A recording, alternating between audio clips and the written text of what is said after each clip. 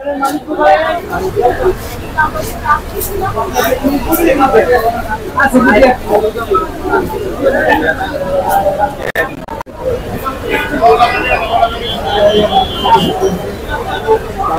29 টাকা আটানা ক্রয় করে আপনি বিক্রি করতেছেন হচ্ছে 30 টাকা করে, মানে প্রতি কেজিতে আপনি কত টাকা লাভ করতেছেন?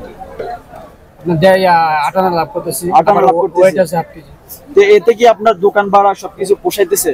হাফ কেজি ওয়েট পেয়েছি আমি কত 120 টাকা। হ্যাঁ, ওয়েট কয় কেজির উপরে হাফ কেজি? যদি 120 টাকা লাভ হয় আমার, তাহলে আমি বেচতেছি আপনারা 40-50 বস্তা বা শুকনো মরিচ সব মিলে আমার মানে হচ্ছে এক ক্ষেত্রে না, সবগুলো মিলাই হচ্ছে আপনি কাজ করতেছেন।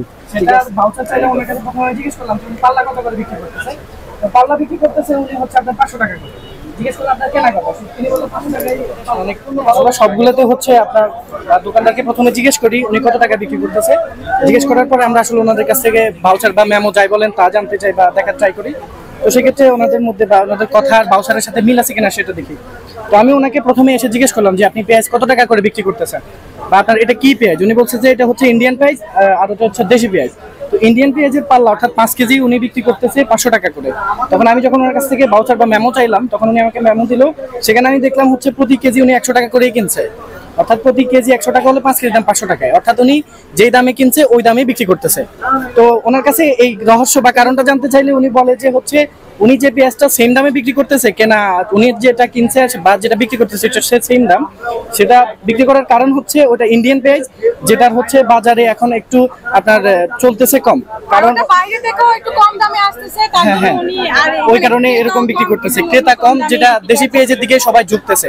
ওইটার দাম 104 টাকা 5 টাকা কেজি পড়লেও বা আপনার 5 কেজির দাম 530 টাকা 40 টাকা পড়লেও সবাই ওইটাই কিনতেছে। ইন্ডিয়ান পেঁয়াজের চাহিদাটা একটু কম পড়ে গেছে, ওই কারণে উনি ওনার কেনা দামে এখন দিয়ে দিচ্ছে। আমরা একটু সৎ মানুষ, এতক্ষণ দেখে আসার পরে অনেকেরই দেখছি কেউ বেশি বার করতেছে কেউ কম বিক্রি করতেছে। আমরা একটা সৎ মানুষ পেয়েছি তাই আমরা ওনাকে গিফট করলাম, একটা বিস্কিট দিলাম।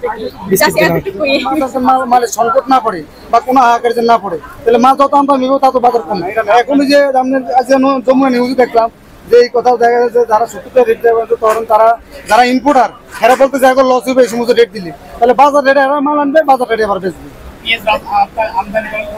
আমরা আমদানি করে থাকে যে আমাদের ইম্পোর্টার যারা এরা আনে বর্ডার থেকে সোনামুখী এরা শ্যামবাজার আনে,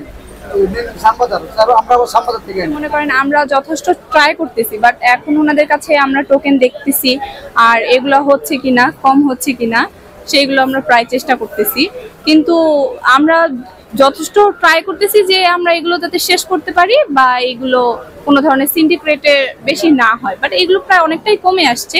এখন আমরা যদি আর কয়েকদিন চেষ্টা করতে পারি, আর এখন দেখতেছি যে অনেকটাই কমছে, যে এখন যেই টোকেনগুলো আমরা চেক করতেছিলাম টোকেনগুলোর মধ্যে প্রায় কিছুটা কমানো হচ্ছে, বাট এখন পুরোটা তো আর একসাথে সম্ভব হচ্ছে না, আমাদের অনেকখানি সময় লাগবে। আপনি মাল নিয়ে আসছেন স্লিপ আসেন না, এর আগে ছিল আছে মানে আজকে যে মাল কিনছেন কত বিক্রি করতেছেন বলবেন?